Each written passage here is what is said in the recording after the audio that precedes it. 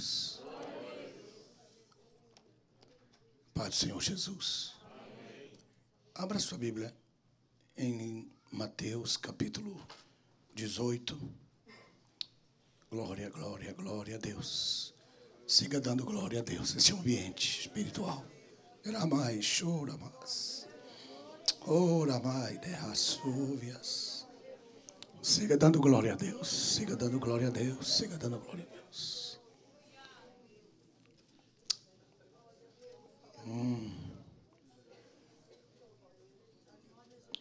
Mateus capítulo 18, versículo 21. Então, 18, 21. Mateus. Já o tem? Diga amém. Amém. Então Pedro, aproximando-se dele, disse: Senhor, até quantas vezes meu irmão pecará contra mim? E quantas vezes deverei perdoá-lo? Até 7. Jesus lhe disse: não te digo que até 7, mas ainda até 70 vezes 7. Por isso, o reino dos céus é semelhante a um rei que quis acertar as contas com os seus servos. E tendo começado a acertá-las, foi-lhe apresentado um que lhe devia 10.000 talentos. Diga 10.000 talentos. Diga com temor do número, ok? Vai. 10.000 talentos. Não, para você ficar assim mais temeroso, diga 342 toneladas. Diga mais uma vez. 342 toneladas. Ok. 25. Mas este, não tendo com o que pagar, o seu senhor ordenou que fosse vendido, bem como a sua mulher e os seus filhos, juntamente com tudo que tinha, para que a dívida lhe fosse paga. Então aquele servo, prostrando-se, suplicava, dizendo: Senhor, detente na tua ira contra mim, pois eu te pagarei tudo. O Senhor, movido de compaixão por aquele servo, libertou-o e ainda perdoou-lhe a dívida. E saindo aquele servo, encontrou a um dos seus conservos. Veja a palavra conservos, isto é, servo do servo. Encontrou a um dos seus conservos que lhe devia 100 denários. Diga 100 denários. Agora diga, por favor, 100 dinheiros. Ok. E, segurando-lhe com as mãos, sufocava-o, dizendo: paga-me o que me deves. Então seu conservo, caindo-lhe aos pés, rogava-lhe, dizendo: detenha-se na tua ira contra mim, e eu te pagarei. Ele, porém, não quis. Antes foi e o encerrou na prisão até que lhe pagasse a dívida. Verso 31. E vendo os seus conservos, que aqui são uma tipificação dos anjos, das testemunhas, veja o verso 31. E vendo os seus conservos o que acontecera ali, contristaram-se muito e foram revelar a seu senhor, que aqui é um tipo do pai, tudo o que tinha acontecido. Então o seu senhor, chamando-o à sua presença, disse-lhe: servo malvado, perdoei-te toda aquela dívida, porque me rogaste.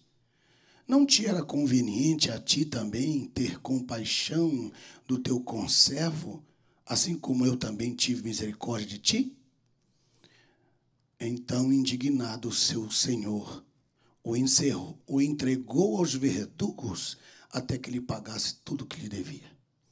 Verso 35, podemos ler, não importa, a sua versão é diferente. Verso 35, 1, 2 e 3 e já. Assim vos fará também meu Pai Celestial, se do coração não perdoares a cada um do seu irmão as suas ofensas. Diga amém. Também sente e mantenha uma caneta na sua mão para você anotar, fazer algumas anotações importantíssimas para esta palavra desta manhã.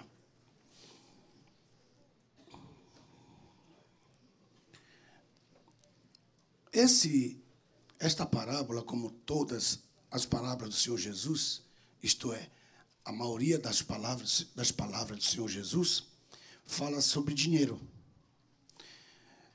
São mais ou menos quase 33 parábolas que Jesus proferiu. Alguns dizem que uma não é, outra não é, mas, na verdade, a história de Lázaro não é uma parábola porque ela cita o nome de Abraão, e Abraão não é uma parábola. Abraão é uma pessoa viva na história. Então, os que têm um pouquinho mais de temor tiram a parábola da parábola, e não é parábola. Na verdade, a maioria das parábolas do Senhor Jesus, elas só falam sobre o objetivo fundamental é a economia. O objetivo fundamental era falar de uma forma não declarada para as pessoas que tinham um coração duro. O coração duro que nós imaginamos, geralmente é a pessoa insensível, simplesmente. Mas as duas palavras, coração duro, formam um conceito de avareza. E a Bíblia fala porque eles eram duros de coração, no sentido de avareza. A avareza é uma dureza de coração. E é por causa da avareza que Jesus conta a história que você acaba de ouvir. Todas as histórias, na sua maioria, quando elas não falam de economia e finanças, geralmente elas nos levam a compreender alguma coisa direcionada à economia e finanças. As pessoas avarentas do nosso meio, e principalmente os neopentecostais da nossa época, eles dizem de alto bom som que Jesus nunca falou de dinheiro no Novo Testamento. E os avarentos que estão aqui no nosso meio, eles geralmente criticam no coração e mesmo eles não têm coragem de dizer que eles não concordam. Eles ficam calados. E durante essa mensagem, vou te dar a chance para você dar um glória a Deus durante esse tempo que eu estou falando, não agora. E aí eu saberei se você é um avarento ou não. Pegou agora? Então, preparando o caminho para trazer a palavra do coração de Deus para nós, porque o que eu tenho para dizer é muito importante para todos nós. Quantos recebem pela fé, diga amém. Então, o primeiro ponto, que é o princípio desse texto, ele mostra que aquilo que nós devemos para Deus é impagável. Toda a tua vida, você vem juntando todos os dias. E a palavra de Deus é tão forte que coloca, para quem deve muito, ele não colocou essa sabedoria do Senhor Jesus. Vou repetir. Ele não colocou, ao dizer na história, a palavra denários. Ele poderia colocar. Mas quantos denários são? O irmão acredita que são 16 milhões de denários? Diga para mim, 16 milhões. Aí você pensa assim, como é que eu cheguei? Eu estou inventando coisas. Não, senhor. 1.000 denários equivale a 1 talento. Quanto que eu disse? Digam todos. É bom você pegar isso aí. 1.000 denários equivalem a 1 talento. Então, aí você faz o cálculo, né? Parêntese, né? Você põe parêntese, depois você põe 1.000, aí você põe vezes 10, eleva a potência dos 7, aí você chega a essa conclusão. Mas como você fugiu dessa aula de matemática, porque geralmente na adolescência a gente tem outra matemática para calcular, essa equação, ela leva você a 16 milhões de denários. É só você fazer a conta. Se você é bom de matemática, nem precisa de equação. Aí você coloca, quantos denários que eu disse? 1.000.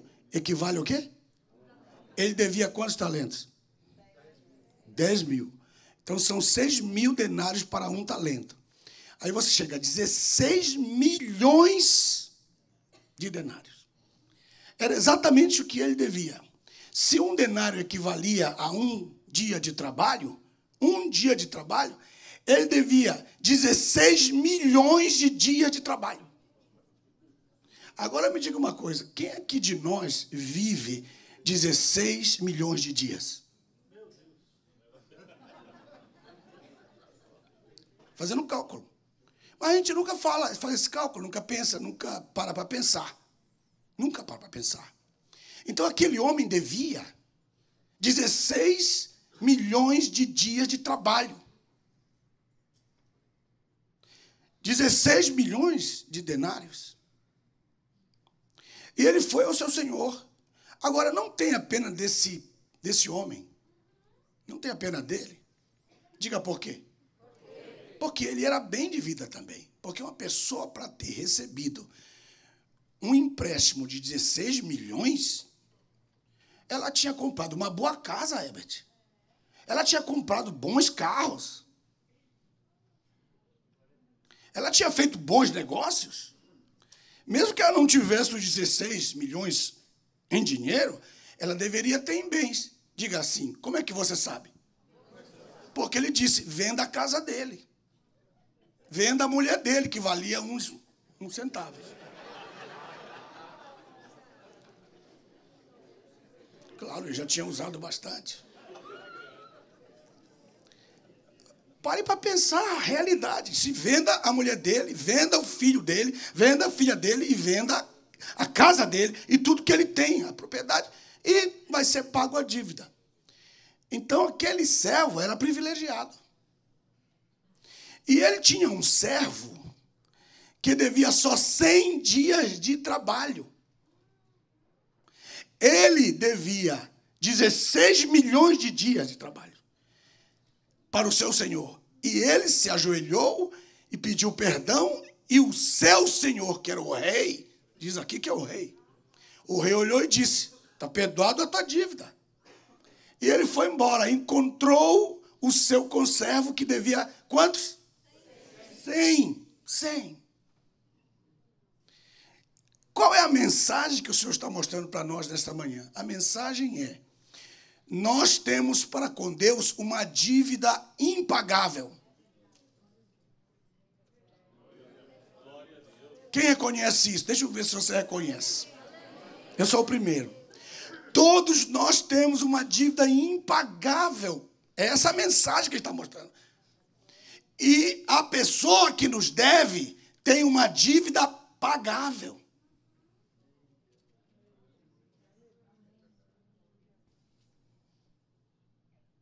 Todas as pessoas que te devem, elas devem para você uma dívida pagável.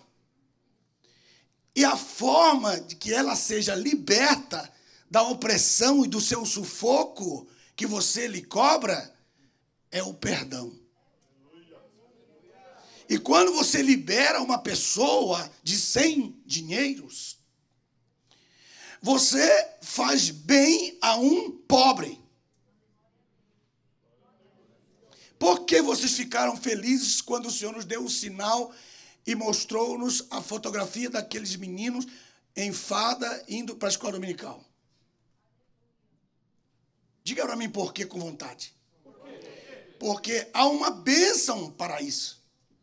Eu queria que vocês vissem comigo na outra parte da parábola que Jesus, e de onde Jesus tirou essa parábola, que é o Salmo 41. Veja comigo no texto de Salmo 41. Esse está fácil para você achar. Salmo 41. Aí o verso 1 diz assim, bem-aventurado aquele que atende ao necessitado. O Senhor o livrará no dia da calamidade. Eu ouço um glória a Deus ou não? E algumas bênçãos tremendas para uma pessoa que atende o necessitado. E o rei, veja bem, o rei, meus colegas pastores, meu pastor querido, o rei queria a bênção do Salmo 41, quando ele perdoou ao servo maior. Não pegaram? Vou dizer de novo. Quando o rei perdoou a dívida de 16 milhões de denários, era porque ele era maior do que a dívida que ele tinha. Deus nos perdoa porque Ele tem e é maior do que tudo aquilo que nós lhe rogamos e pedimos em misericórdia. Quando o rei perdoou aquela dívida, 16 milhões de denários, o rei queria receber todas essas bênçãos que eu vou enumerar para vocês. Número 1, se quiser atender, verso 1. A primeira coisa é que Deus o atenderia. Deus o atenderia. Quando ele batesse na porta, Deus disse, pode abrir, quero atendê-lo. Porque o Senhor vai atender, diziam os anjos, porque ele atende ao necessitado. E quando ele atende o necessitado, eu o atendo. Você ouviu? Número 2. Senhor, o Senhor, ele está passando tribulação, calamidade. Verso 1, diz o texto, o Senhor Jeová o livrará no dia da calamidade. Aleluia, aleluia. Número 2, Deus o atenderá. Número 1, Deus o atenderá. Número 2, quando passar calamidade, tipo Jó passou, eu o livrarei. Eu livrarei. Número 3, verso 2, o Senhor o livrará e preservará a sua vida em um acidente, no meio de uma tribulação, no meio de uma catástrofe. Deus o livrará e preservará. Ele vai ser o único que vai se salvar no meio de uma situação de morte.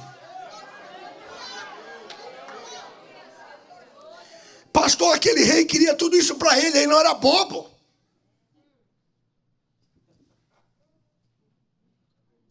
O rei disse, eu quero tudo que está no Salmo. É a minha oportunidade que eu tenho para ter todas aquelas bênçãos do Salmo 41. Mas nós nos cegamos e queremos sufocar aquele que nos deve, quando nós poderíamos liberá-lo e deixá-lo livre e agarrar a bênção de Deus. Agora não reclame se você for liberto e perdoado e vê aquele que te perdoou milionário, abençoado, próspero. Ninguém diz nada agora. Acompanhe comigo no texto. Número 1, Deus o atenderá. Número 2, Deus o livrará da calamidade. Número 3, Deus o livrará. Número 3, e preservará a sua vida. Número 4, Deus o fará abençoado na terra. Aqui merece um glória melhor. Por onde ele for, abençoado é a pessoa como José. Abençoado em casa, no meio dos seus irmãos que o criticam. Abençoado em casa, quando seus irmãos o querem matar. Abençoado na casa do seu senhor, o seu patrão, como Potifar. Abençoado na prisão, como José, como carcereiro da prisão. Abençoado no governo de Faraó. Abençoado aonde ele for, aonde ele pôr a planta dos seus pés, aonde ele pôr as suas mãos. Abençoará aqueles a quem ele serve, e ele mesmo será abençoado. Eu vou repetir de novo: o Senhor ou abençoará na terra. Número 1, atenderá o necessitado. Número 2, o livrará da calamidade. Verso 2, número 4, livrará e preservará a sua vida. Número 5, será abençoado na terra. Aí o verso 2, dá um glória a Deus adiantado, porque esse é quente aqui, ó. Aí ele diz assim: não entregarás à vontade dos seus inimigos. Qual é a vontade dos seus inimigos para com você? Destruição. Vocês querem ver qual é a vontade dos seus inimigos? Veja o texto. Eu pulo do verso 2 para mostrar qual é a vontade dos seus inimigos. No verso 5 até o verso 9 é a vontade dos seus inimigos. Quer anotar? Anote. É o verso 5 até o verso 9. Verso 5. Os meus inimigos falam mal contra mim. Deus te preservará dele. Não pegaram. Qual é a vontade dos meus inimigos? Número 1, verso 4. Verso 5. Os meus inimigos falam mal contra mim. Número 1. Os meus inimigos falam mal contra mim. E sabe o que eles perguntam? Eles fazem uma pergunta. Porque eles são feiticeiros. E o que eles fazem? O que eles perguntam? Ele diz no verso 5. Quando ele morrerá? As pessoas constantemente dizendo: quando que ele vai morrer? Eu quero tomar o que é dele. Eu quero ficar com o que ele tem. Quando é que ele vai morrer, esse desgraçado? Mas ele não é desgraçado e nem vai morrer. Meu Deus. Estou lendo um salmo para os irmãos. Qual é a vontade dos seus inimigos? Falam mal. O que eles falam mal? Quando é que ele vai morrer? Número 2. Quando é que o seu nome desaparecerá na terra? Eu vi um nunca. Quem disse um nunca?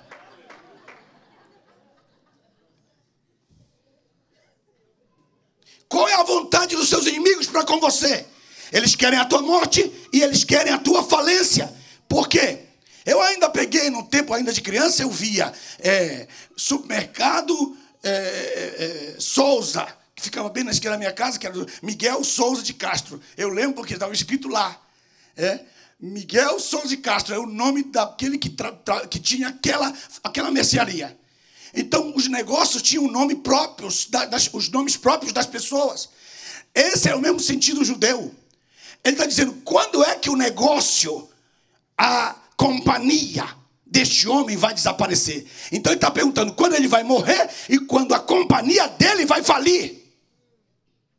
Ele está dizendo que quando ele atende ao necessitado, Deus não permitirá que a vontade dos seus inimigos prevaleça.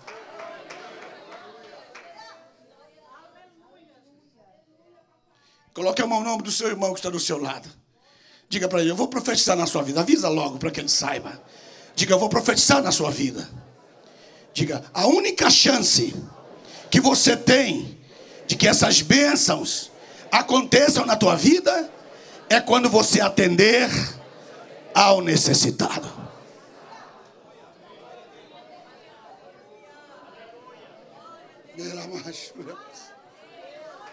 Pode levantar sua mão para cima e dar glória a Deus.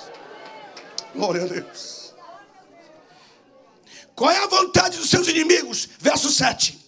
Qual a vontade dos seus inimigos? Verso 7. Todos aqueles que me aborreciam murmuravam a uma entre si.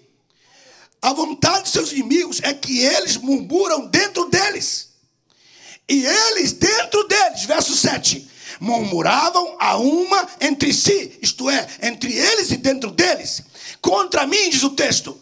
E o que eles faziam? Verso 41, projetavam o meu prejuízo. Eles projetam o seu prejuízo. Eles não querem só que você morra, eles não querem que a sua companhia desapareça, mas eles querem projetar o seu prejuízo. E como é que eu triunfo sobre isso? Pergunta como? Sendo bom para uma pessoa pobre. Agora o pobre, irmão, você tem que saber o que é um pobre. Pobre não é esse que está na rua pedindo esmola, porque o pobre não pede. Não pegaram essa parte. Vou repetir tudo de novo. O pobre não é um miserável. O miserável pede, porque ele é digno de esmola. Porque o miserável, ele está debaixo de maldição, ele foi um traidor. Ele falou contra os seus pais. Ele não teve a bênção dos seus pais. Ele desobedeceu aos seus pais. Ele traiu os seus amigos. Então a Bíblia diz no Salmo 109 que ele pedirá, mas não será atendido. Ele orará e a sua oração será transformada em pecado. A esposa dele, do que fez isso, vai orar e Deus não vai atendê-lo. Isso é um miserável. Isso está no Salmo 109. Pobre não é e não deve ser confundido com o miserável. O pobre é uma pessoa honesta, é limpa, ela gosta da disciplina, ela se submete, ela é uma rebelde, ela espera no Senhor e o Senhor atenderá. Pobre é uma pessoa injustiçada, uma pessoa que ganha o suficiente no seu trabalho, mas ela não tem tudo para os seus sonhos. Ela é pobre. Ela é pobre quando ela busca a justiça, mesmo recebendo o que ela recebe, ela não se contenta daquilo, porque ela sabe que ela não vai viver eternamente assim. Benjamin Franklin disse, nós temos que ver como nós cuidamos dos pobres americanos. Benjamin Franklin disse: nós temos que fazer de tal maneira que os pobres não se viciem com aquilo que nós lhes damos, mas que eles sintam vergonha do que eles recebem, para que eles não permaneçam na sua pobreza. E essa é a diferença entre esse país maravilhoso dos nossos países de tantas bolsas. Pobre não é essa pessoa que está na rua com a mão estendida. Você tem que saber a sua história, o seu histórico. Porque o pobre nunca diz que ele não tem. Porque o pobre tem o seu orgulho. E o seu orgulho é confiar no Senhor. Quem está aí pode honrar o Senhor. Ele está se referindo a esse. Por exemplo, aquele senhor que não perdoou, ele estava pobre. Não merecia perdão. Mas ele foi perdoado. Ele não foi perdoado porque ele merecia. Ele foi perdoado porque o Senhor dele queria a bênção do salmo. Nós, quando pensamos nas pessoas necessitadas que precisam, nós temos que entender de que nos livrará o Senhor. Porque você quer prosperar. Você quer bênção, você quer que a sua vida seja prosperada. Quando você tiver uma enfermidade, você seja salvo da enfermidade. Como é isso? Porque o verso 2 diz assim, olha o 2. O verso 2 diz assim: o Senhor me livrará, preservará a minha vida, serei abençoado na terra. Aí no verso 2 diz assim: não me entregarás à vontade dos meus inimigos. É o verso 2, estou parafraseando para nós. Verso 3, Salmo 41, verso 3 diz: o Senhor Jeová o sustentará no leito da enfermidade. Mesmo ele não está dizendo que se você fizer bem a um necessitado, você não vai ficar doente. Não, ele está dizendo: se ficar doente, pode ficar tranquilo, porque você teve misericórdia de um necessitado, eu te restaurarei da tua enfermidade.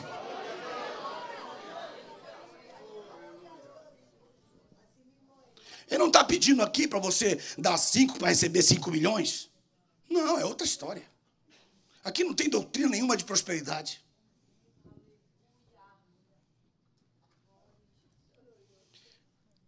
Ele está só nos ensinando que cada pessoa, por exemplo, que faz um bem, que está fazendo um bem, que eu vi, Moçambique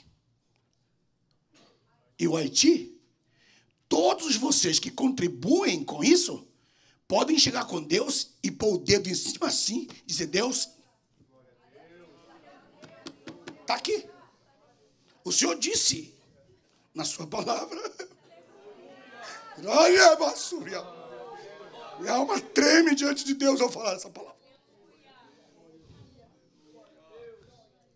Se algum de vocês que contribui com essas obras missionárias, você tem o direito de pôr o dedo em cima do versículo e dizer: Deus, a tua palavra diz isso, que o Senhor me vai restaurar da minha enfermidade. E mais que isso, o que ele vai fazer? Verso 13, acompanhem comigo. Me sustentará no leito da enfermidade, e diz, e vai me confortar. Verso 3, e diz assim: tu restaurarás da enfermidade pela qual jazia na cama. Meu Deus. Levante a sua mão bem alto e diga: eu recebo essa palavra no meu coração. Levanta a sua mão, eu quero ver essa confissão. Recebe essa palavra. E diga: glória a Deus por isso também. E o que mais que o Senhor fará por isso? Verso 4. Verso 4 é importantíssimo. Diz assim: quanto a mim eu dizia, ó Senhor, quanto a mim, quanto a cada um de nós, ó Senhor, seja misericordioso comigo, cura a minha alma. No verso 3 ele vai curar o teu corpo. Então eu vi uma irmã dizer glória a Deus lá atrás. Eu vou dizer de novo. No verso anterior ele vai curar o teu corpo. No verso 4 ele não vai deixar a tua alma enferma.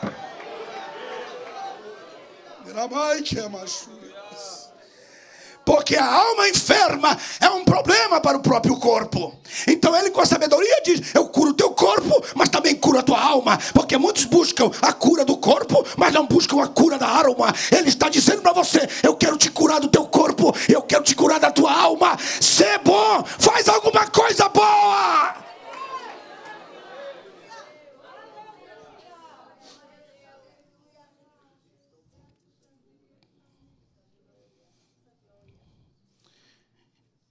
diz o verso 4. Ó Senhor, ser misericordioso comigo, cura a minha alma, porque pequei contra ti. Então a pessoa, a bênção que ela vai ter nesse salmo, em cima das outras que eu estou lhes falando, é que quando ele pedir perdão, dá um glória a Deus adiantado para eu dizer o resto. Ele vai te perdoar.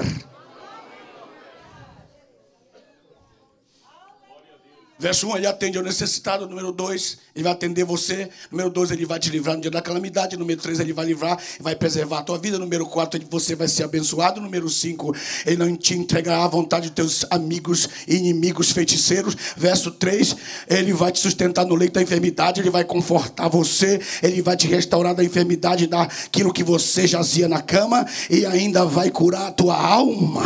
E quando você pedir perdão, ele vai te perdoar.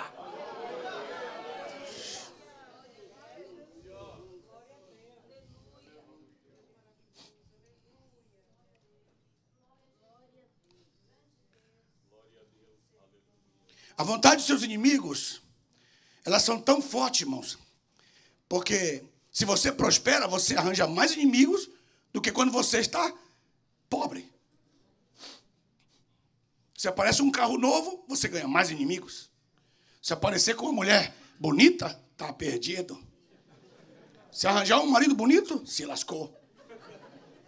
Então, do ponto de vista humano, as pessoas, quando te olham próspero, então elas passam a, no coração delas, murmurar e feitiçar dentro do coração. Eu estou inventando esse verbo. Então, o texto do verso 8, ele diz assim: uma doença rara de Belial o acometeu, e agora está prostrado e não se levantará mais. A maioria das nossas tribulações, elas são conceituadas pelos nossos inimigos como resultados de atos nossos. Vou repetir de novo. Quando um justo cai em enfermidade, ou tem algum problema, alguma necessidade, ou passa algum problema, geralmente o conceito que os seus inimigos dão a respeito dessa atitude é sempre que você fez algum mal. Não caia nessa. Não caia e não creia nisso. Diga com força, por quê? Vou dizer de novo, pergunta como eu estou com vontade de dizer. Porque a maioria das nossas tribulações não são causas, não são efeitos e nem são causadas por atos que nós cometemos. Todos os incrédulos fazem isso. Pergunta por quê?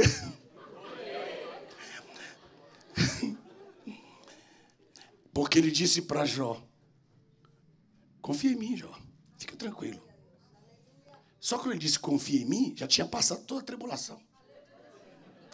E às vezes você pergunta: Deus, como é que o Senhor só me diz para eu confiar em ti depois que a casa está destruída? Se não, é porque você vive por fé e não por vista. Não pegaram essa parte, não. Vou dizer de novo.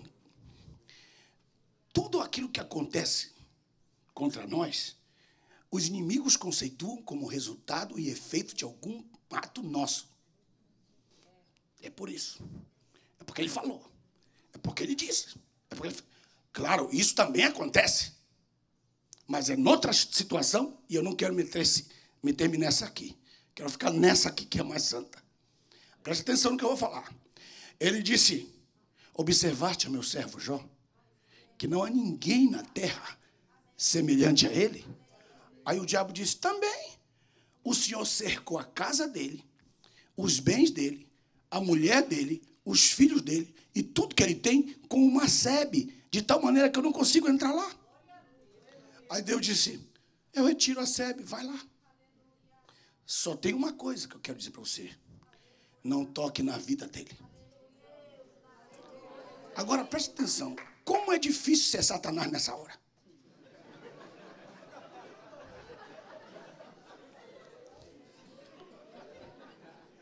Vocês estão rindo, mas não estão entendendo. Deixa eu explicar. Imagina uma pessoa receber ordem para tirar tudo que você tem, sem tocar na sua vida. Porque ele tem que tirar a tua saúde. Agora você pode imaginar, Satanás, escravo de Deus. Ninguém disse nada.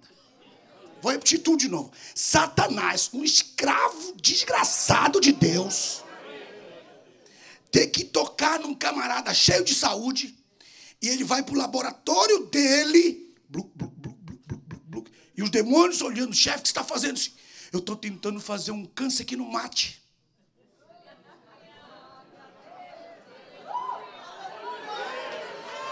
O pessoal presbiteriano aqui entendeu tudo, meu Deus do céu. Escute isso. Imagina esse camarada agora indo para o laboratório dele e ele ter que fazer um câncer de pele que não mate. Oh, Satanazinho, quando você está preocupado hoje, nesta manhã, eu disse, eu estou. É que eu não consigo arranjar uma enfermidade que não mate. E o chefe disse que eu não posso tocar na vida dele, porque na hora que ele for morrer, eu estou desgraçado. Eu não posso tocar na vida dele.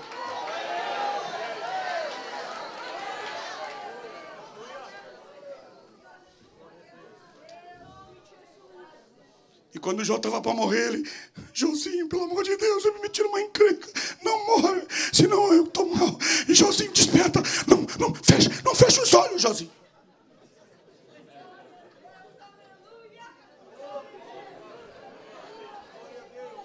Eu estou dizendo que quando Jó estava vivendo a tribulação que ele estava vivendo, os seus amigos, os seus três amigos, ainda chegou mais um ainda, e completaram-se 4 para acusá-lo. Você está assim porque você está em pecado. Você está assim porque você pecou no ventre da sua mãe. Você está assim porque Deus está irado contra você porque você é soberbo. Você está assim porque você não é assim, nem assim, é assim outro. Ele disse, não importa o que vocês estão me acusando, eu sei que o meu Redentor vive e por fim ele vai se levantar para me liberar desse negócio.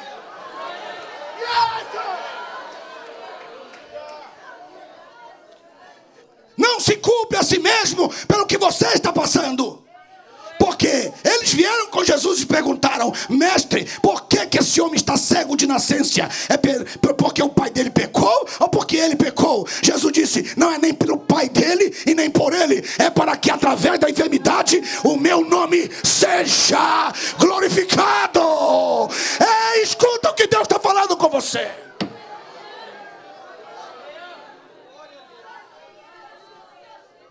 Diga comigo, Senhor Jesus, diga com força. Mexa a mão, mexa a mão. Senhor Jesus, mexa a mão, cara. Diga, Senhor Jesus, eu creio na tua palavra. Tudo o que está me acontecendo é uma oportunidade para eu glorificar o teu nome. Aleluia.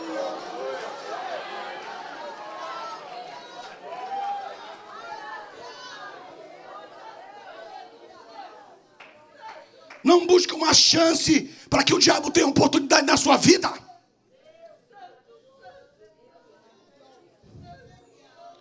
Porque se você pecou há 15 minutos atrás e pediu perdão há 1 minuto atrás, e você vier perguntar para Deus, Deus, como é que eu estou? Ele vai dizer, você está limpo.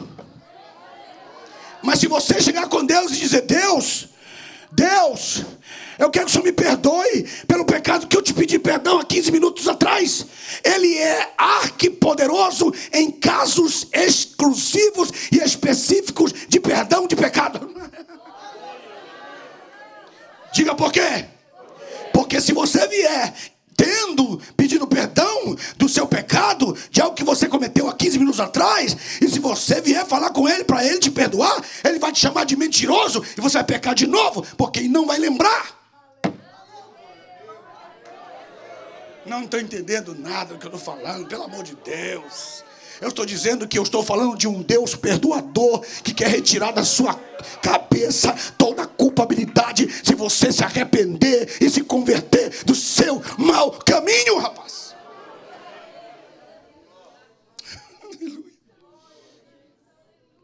Porque a vontade dos seus inimigos é muito grande. E quando você prospera, você levanta mais inimigos que amigos. E eles todos procuram procuram uma culpabilidade para alguma coisa que você está passando do ponto de vista negativo deles. E no verso 9 ele diz, sim, até o meu amigo íntimo, que aqui é Judas, em quem eu confiava, que é Judas, que comia o meu pão e do meu pão, que é Judas, levantou o seu calcanhar. E Jesus citou esse texto em João 13, 18. E no verso 10, ele ainda continua, ele diz assim, mas tu, ó Senhor Jeová, que é outra bênção que você vai receber pelo fato de atender ao necessitado. Verso 10 diz, mas tu, ó Senhor Jeová, tem misericórdia de mim, que é outra bênção. E outra bênção, levanta-me para que eu lhes dê o pago. Aí você diz assim, vai cantar aquele hino, né? Aquele hino lá do Brasil, que eu vou dar a volta por cima, que é um hino tão... Não vou dizer a palavra que eu estou pensando, mas é um hino assim que não tem nexo. Diga por quê? Porque, irmão, se a roda gigante ficar aqui, ela vai descer de novo. E eu não quero isso para mim. Eu quero me manter. Quantos querem se estabilizar? E essa manutenção é muito forte, porque eu não posso dizer que eu estou feliz porque agora é minha vez. Ao mesmo tempo que eu estou criticando o A, o B, o C, eu tenho até medo de falar isso. Mas eu tenho que falar como um pregador, como um profeta, eu tenho que dizer que eu não posso me alegrar com a derrota do meu amigo. Da mesma forma como eu não posso me alegrar com a derrota do meu inimigo. E se Deus mudar a vida dele? E se Deus mudar a história dele?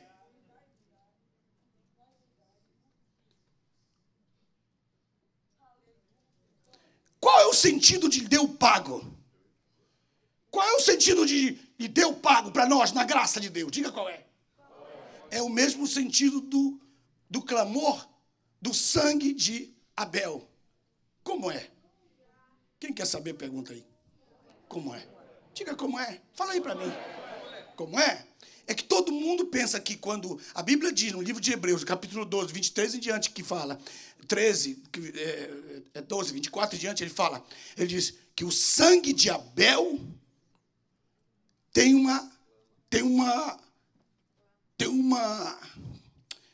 dificuldade diante do grande e poderoso clamor do sangue de Jesus. Diga qual é. É que o sangue de Jesus fala melhor do que o dele. Mas em que sentido? Pergunte para mim. É que todo mundo pensa que Abel, quando foi morto pelo irmão dele, o sangue começou a clamar, Deus, mata esse desgraçado desse meu irmão que me matou, tirou toda a capacidade de eu viver na vida e completar a vocação pela qual fui chamado. Deus, destrói, desgraça esse miserável. Não. O clamor dele era, Deus, o pago que eu quero é que o Senhor salve a vida dele.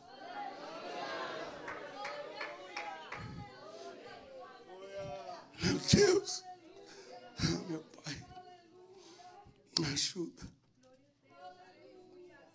O pago que eu quero é que o Senhor perdoe o meu irmão. E o que foi que ele disse? Ele disse, serei vagabundo. Quem está falando? Caim, ele disse, eu serei vagabundo. Aquele que me achar, me matará. Eu serei errante, vagabundo na terra. Mas pelo clamor do irmão dele, Deus atendeu. E diz a Bíblia que ele, ao invés de ser vagabundo, ele armou a tenda em frente ao Éden. E como é que você sabe disso? Porque diz a Bíblia que ele foi e armou a sua tenda no oriente do Éden. É como um bêbado. Você pensa assim, por que todo bêbado, quando bebe, vem para a igreja? É porque ele ficou bêbado? Não. É porque aquela aquela chispa que ainda tem de vida nele, que é do espírito humano, que ainda é a marca ainda do digital de Deus na vida dele, quando a alma dele entra em estado zero, ele é levado pelo que é mais forte nele, que é o clamor do seu espírito. Aí ele para e senta lá atrás e começa a dizer, glória a Deus.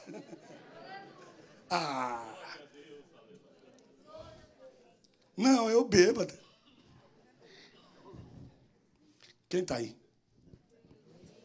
Vocês estão me olhando. É o que eu estou falando. A Bíblia diz no capítulo 4 que ele foi, ao invés de ficar perdido, ele foi lá para a banda do Oriente, do Éden. Por quê? Ele foi porque o espírito dele pedia por Deus. O resultado da sua oração, ao invés de orar para que Deus mate, destrua, acabe o que ele estava fazendo como ímpio contra ti, é o contrário do que você fará. Aí vem um sangue mais poderoso. Quem pode dar glória a Deus por este sangue?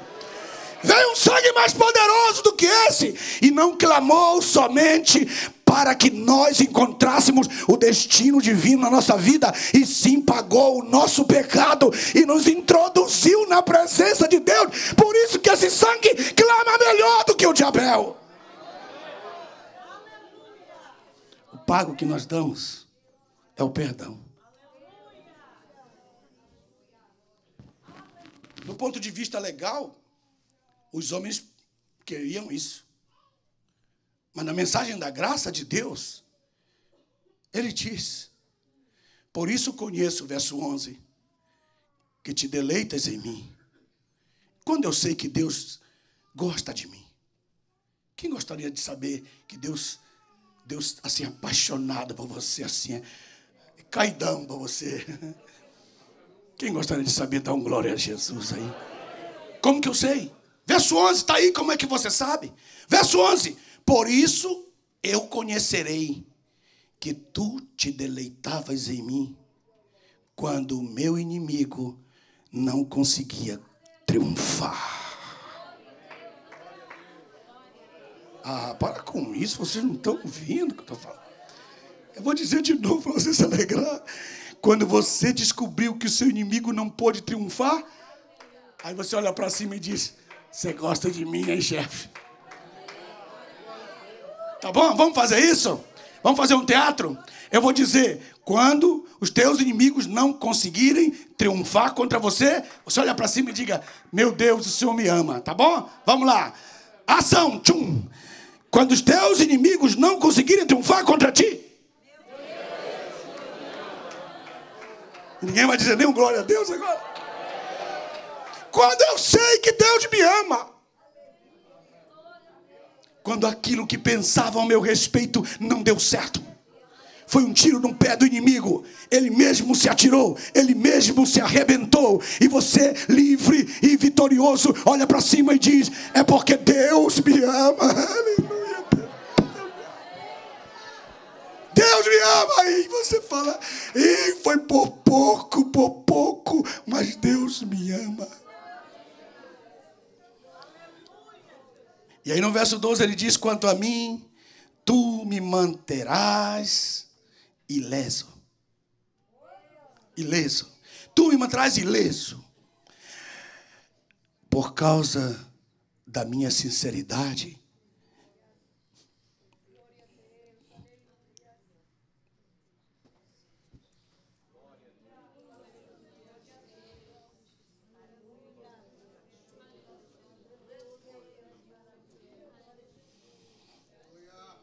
O que você está pensando?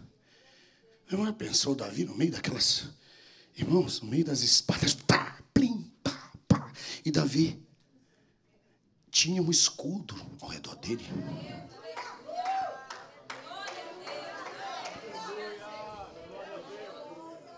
Quem pode dizer: Deus, eu te amo também, não é só tu que me amas.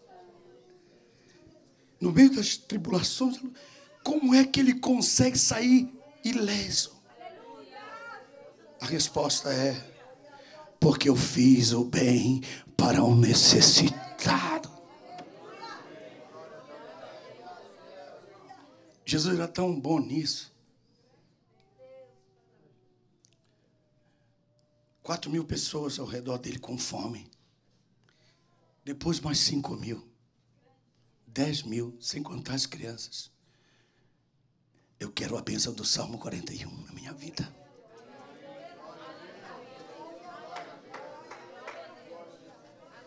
Eu quero que você saia daqui esta manhã com um grande desejo de fazer o bem a um necessitado. Eu quero que você saia daqui esta manhã com um desejo tremendo na sua alma Porque só assim que você vai ter todas essas bênçãos sobre a sua vida. E foi exatamente isso que o servo maior não pôde receber. E concluindo nesse salmo, o que eu estou para concluir no texto de Mateus 18, concluindo a mensagem e o texto, volte para o Mateus 18 e vamos concluir aqui. Mateus 18, 31, e disse, vendo os seus conservos que acontecera, contristaram-se muito. Porque os anjos sabem que Deus te perdoa. Os anjos de Deus, eles te concedem favores porque Deus te ama. Todos os dias Deus te livra de tribulações, calamidades, da vontade de teus inimigos. E Ele quer fazê-lo mais todavia. Mas o seu coração tem que saber perdoar 70 vezes 7. Mas o que é perdoar 70 vezes 7? Pergunte o que é. Caim disse sobre isso. Ele disse, 70 vezes serei vingado. É exatamente isso que Jesus estava jogando na mesa para eles. Jesus disse, esse homem perverso e mau, que matava um garoto porque pisou no seu pé, que é assim que está no hebraico, eu matei um menino porque pisou no meu pé. Por isso serei vingado 70 vezes 7. Quando Jesus disse isso, Jesus estava se referindo a ele, quando disse que nós temos que perdoar por dia um Caim. E por anos nós não perdoamos, nem vou dizer. O que eu vou dizer? Você entende? E terminando essa palavra, eu quero falar algo que é muito forte. E o que é, pastor? É que a Bíblia diz, o que vocês leram, no verso 35. Assim também fará convosco o meu Pai Celestial. Fará o quê? Diz assim. E o que é o assim? Assim não é um advérbio de concordância. Eu digo assim também. Isto é, da mesma forma que aquele homem fez, o seu Pai Celestial fará. O que é que ele fez? Desperdoou a sua dívida. Meu Deus. Desperdoou a sua dívida. Quanto que ele devia? Em milhões. Em milhões. Quantos milhões? 16 milhões. Você está desperdoado. Volto a colocar a nota promissória outra vez. E tu vais agora, é diferente. Diga por que é diferente.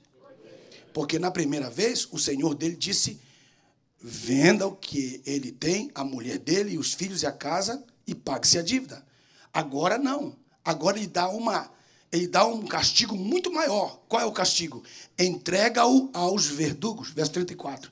Entrega-o aos verdugos. E os verdugos aqui são os demônios. Deus entrega uma pessoa aos demônios para que essa pessoa pague o que ela deve. Aí você não consegue sair de um problema. Porque Deus mesmo desperdoou a sua dívida e te entregou. Em vez de ele vender o que você tinha para pagar, ele diz, não queria. Era isso que eu gostaria de fazer na primeira vez. Mas como eu já perdoei, eu não posso fazer isso. Eu tenho que dar uma outra sentença. Até nisso Deus é justo. Quem está pegando a palavra, diga amém. Até nisso Deus é justo. Porque ele podia dar a mesma sentença, mas ele não dá.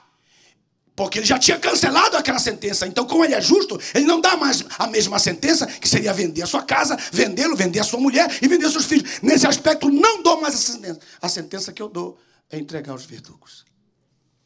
E muitas pessoas estão vivendo hoje e não conseguem se libertar de dívidas. Não conseguem se libertar de enfermidades.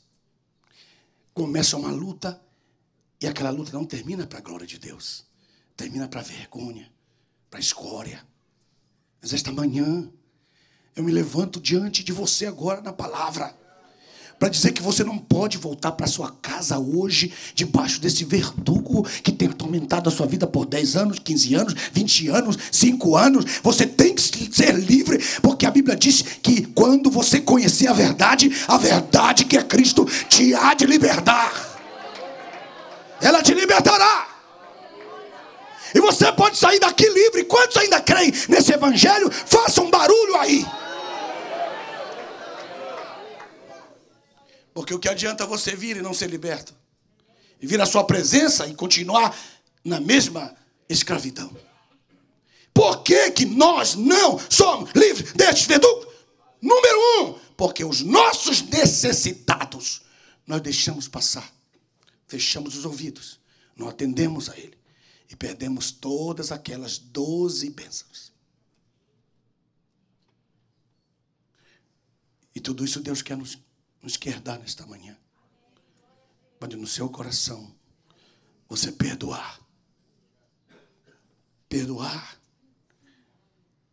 é muito pouco. Às vezes são, eu não sei, vou dizer uma palavra. $400 que o irmão Antoninho te deve. O Krypton te deve 200.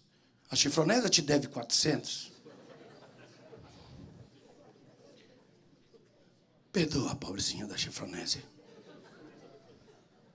E você vai ganhar 12 bênçãos na sua vida hoje. Libertar uma vida é a melhor coisa que você pode fazer hoje. Porque assim como ele te libertou de toda enfermidade, de todo pecado, você também se levantará para dizer: eu estou te libertando também. Eu ouvi um glória a Deus essa manhã. A minha última frase é: quando Davi foi até Saul e cortou um pedaço da sua roupa, uma tira, ele ficou do outro lado dizendo: Saul, olha aqui! Se eu quisesse te matar, eu te mataria. Mas cuidado comigo, hein? Eu tenho uma fita da sua roupa comigo. E assim muitos crentes vivem. Mano, cuidado, hein?